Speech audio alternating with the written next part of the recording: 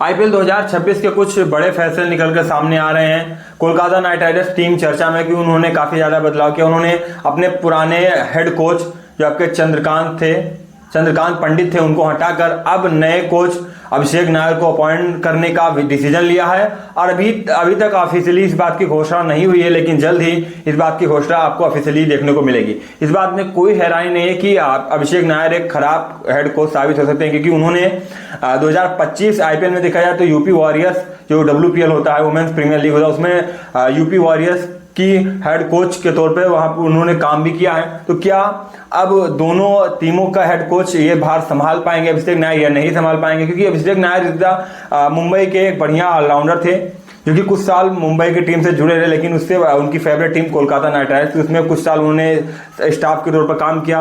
हालांकि देखा जाए तो टीम इंडिया में वो एक उप कोच की भूमिका पर काम कर रहे थे, लेकिन उनको वहां से हटाया गया। फिर उन्हें स्टाफ सपोर्टिंग स्टाफ में उनको शामिल किया गया।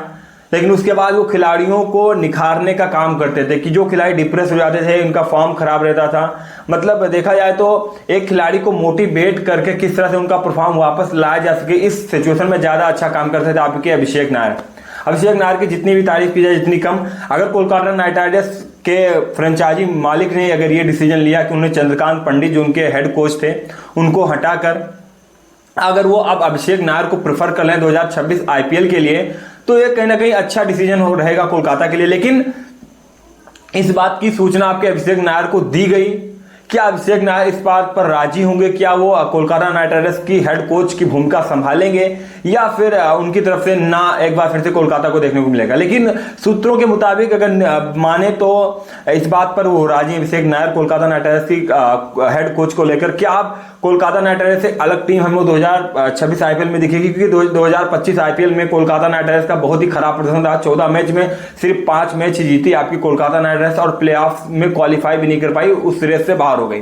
तो 2025 जो आईपीएल कोलकाता का रहा है बहुत ही असामान्य रहा है, और इसी बात पर चर्चा करते हुए उन्होंने ये डिसीजन लिया कि हमें अब अपने हेड कोच को चेंज करना चाहिए, क्योंकि हेड कोच की बहुत अहम भूमिका होती है। अगर फ्रेंचाइजी मैच जीतती है या फिर ट्रॉफी जीतती है तो उसमें जो कोच होते हैं उनकी बहुत अहम भूमिका होती है, क्योंकि वही कोच प्लेयर को मोटिवेट करते हैं, कप्तान को मोटिवेट करते हैं, प्लेयर को किस सिचुएशन में क्या काम करना है इसके लिए उनको मोटिवेट करते हैं, हर सिचुएशन के लिए तैयार रखते हैं प्लेयरों को।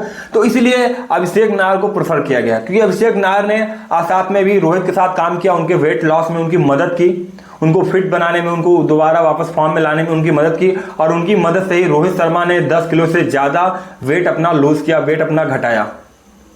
तो इसलिए अभिषेक नायर की भारतीय टीम में यह भूमिका रहती कि उन्होंने जो देखा जाए तो केएल राहुल को भी निखारने में काफी ज्यादा मदद आपके अभिषेक नायर ने की है। 42 वर्षीय अभिषेक नायर के अंदर जो टैलेंट भरा हुआ है, वो टैलेंट क्या कोलकाता को 2026 आईपीएल की ट्रॉफी जिताएगा या फिर नहीं जिताएगा, ये तो अलग की बात हो जाती है। लेकिन कहीं ना कहीं अभिषेक नायर के आने से कोलकाता नाइट राइडर्स की जो बैटिंग या फील्डिंग है वो काफी हमको मजबूत जो होती हुई दिखेगी, क्योंकि अभिषेक नायर की जो सोच है वो सबसे हटके एक तरह से अगर माने तो सबसे हटके उनकी सोच है।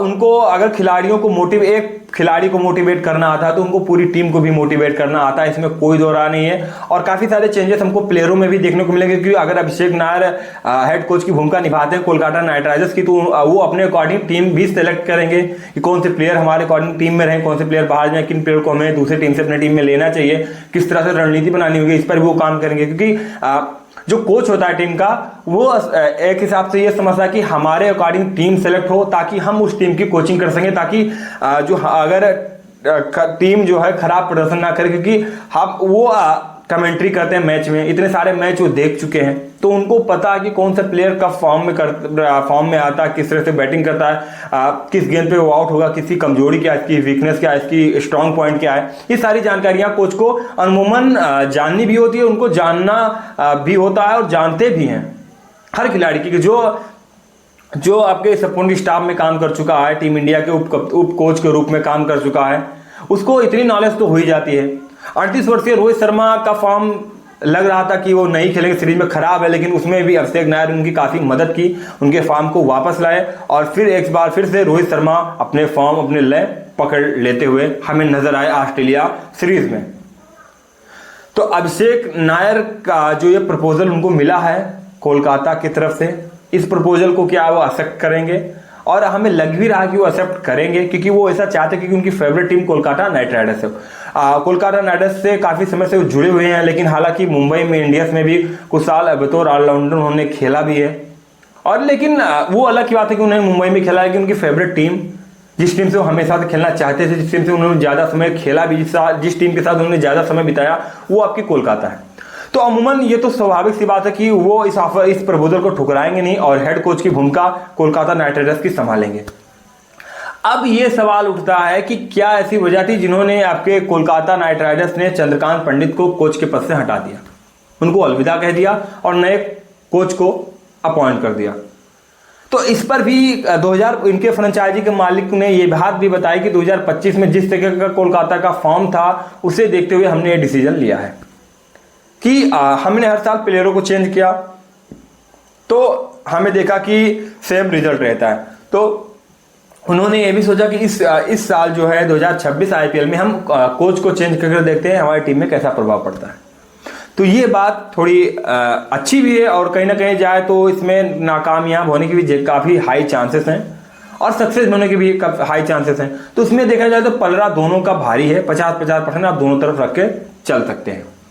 तो Abhishek Nayar is the quality batter and allrounder and coach, जो अपने कोचिंग से कोलकाता को ट्रॉफी भी जिता सकते हैं, इसमें कोई दो राय नहीं। आप लोग इस पर क्या विचार रखते हैं हमें कमेंट में जरूर बताइएगा, और चैनल पर नए चैनल को सब्सक्राइब जरूर कीजिएगा। धन्यवाद।